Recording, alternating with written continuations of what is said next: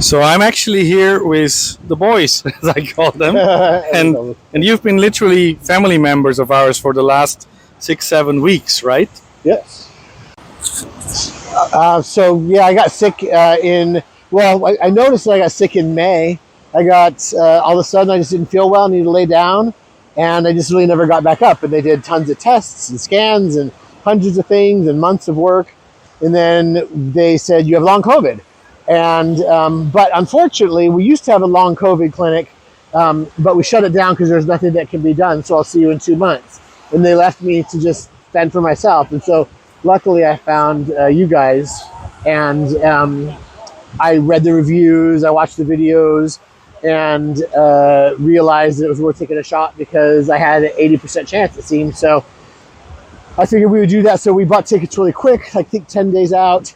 And then we came here, we started doing the treatments.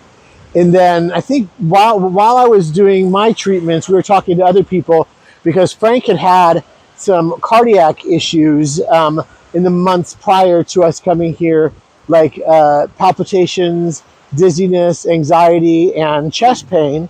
And one of the patients, I don't remember who it was, but they were talking about their symptoms, which were kind of similar to Frank's. And Frank's like, well, crap, while I'm here, maybe I should try it. So he had his symptoms, and he had... So I did mine. Yeah, he did his. After one treatment, my palpitations went away completely. It's been about, 4+ weeks? And I haven't had one since. After the third treatment, the pain around my heart went away, and now it's completely gone. And my anxiety, I had anxiety. I wake up every morning and just in a panic. I don't have that anymore at all. So thank you.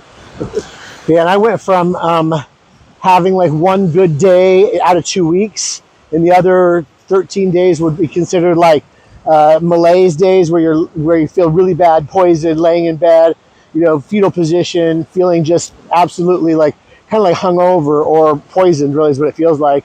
To now, I'm able to travel, I'm able to get around, do stuff, live a pretty normal life. I still have fatigue that I have to monitor and kind of just make sure I don't push myself too far, and pacing and all that. But my mood and my normalcy of life is there. And then every 10 days or so, I'll have a day where I overdid it the day before, because it's kind of hard to know how much energy level you have. And so you overdo a little bit, next day you have to pay that price. But other than that, I've been doing really good. My symptoms are down to very, very low. Hardly any symptoms left. I mean, I still have some brain fog, still have some fatigue, and that's definitely material. But all the other things, the headache, the bitterness, taste in my mouth, feeling poisoned, all those things are gone. So able to live a life worth living, for sure. So if we say the decision to come to Cyprus for 6-7 weeks has been life-changing for you. It's been a life-changing experience.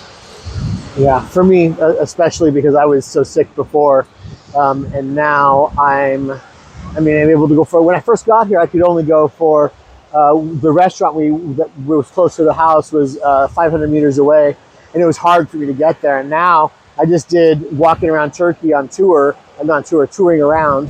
I did almost 14,000 steps without having a crash the next day. So dramatically different. I'm able to have a good life now. So. Yeah, I see a huge difference in Bryan, for sure.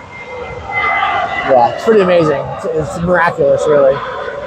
I don't know how to do this. What happened in the last 7 weeks? So the last 7 weeks. So our journey here was, Bryan's research and whatnot brought us here. When we first got here, like he said, he was struggling to walk really, really short distances. We just got back from Turkey and had an amazing trip. Very little downtime. So overall, the experience coming here and whatnot has been pretty amazing. And I did 8 apheresis treatments. Frank did 4. I did a bunch of IVs. Also did the rTMS. And I did 5. Also, yes, 5, including today 5. So the TMS coupled with the ketamine treatments for the brain fog, which works good. And going to Turkey was kind of like a thing, like, well, if I feel well enough, maybe we could try to do that at the end of the trip. And I did feel well enough, and we were able to go and have a satisfying trip. in Turkey and see it there. So that was really nice. So when my doctor said you have long COVID, and we used to have a clinic, but we have to shut it down. We shut it down because there's nothing that can be done. He told me that he has colleagues that had long COVID, and they had to go on disability and stop working because they needed to use a walker, and that was just the end of it. There's nothing that can be done. I'll see you in 2 months. That was very disheartening. And then when the whole game of going through, you know, Stanford and Mayo Clinic and all these different places, trying to get seen and to read about what it is that they're doing, there's really just so little. A lot of places they offer counseling. They don't really offer like an actual, you know, tangible treatment. And then I come here, or I read about this place. It seems like you know, too good to be true. Really, it kind of seemed like.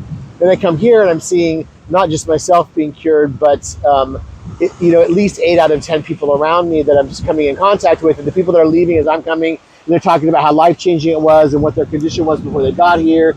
People coming in wheelchairs and leaving. You're just so grateful and being able to walk out, and seeing all that, and then seeing in the United States how they don't seem to have any interest in any or any awareness that this exists is disheartening. And it makes me wonder about the 16 million people that have long COVID in the United States, you know, how they're going to get better. And all the people that don't even know they have long COVID, like how Frank had his palpitations and now he's 100%. Like how are those people ever going to know what's causing their symptoms? So hopefully they're seeing videos like this, honestly. So before I came here, I was sick. I was laying in bed most days. I couldn't hang out with my kids. I couldn't go like to the beach and sitting down and have even an early dinner. I would have to leave because I felt so bad. I had a lot of malaise, which is like fatigue, but like with a really negative, like you're gonna die because you're being poisoned kind of spin. I remember multiple days where I was buckled over in a fetal position in bed, crying. Some days like bawling, thinking like my life is over. I might die. This might kill me. Completely dysregulated. Blood pressure 160. Resting heart rate 120. Like really ill. And now I'm mostly normal. Other than I can't. If I were to say I wanted to walk, you know, a mile really fast and I couldn't do it.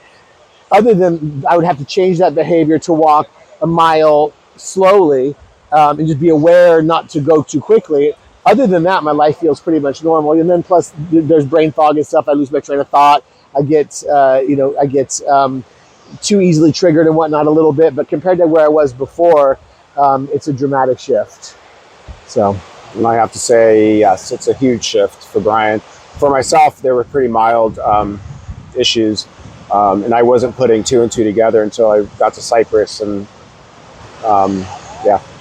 Yeah, I still have a ways to go. It's gonna be some months before I get to where I'm feeling like I'm really cranking. But right now, I have a foundation that I can build on that feels very stable and very solid, and just have to make sure I stay, you know, pretty in the middle of the road.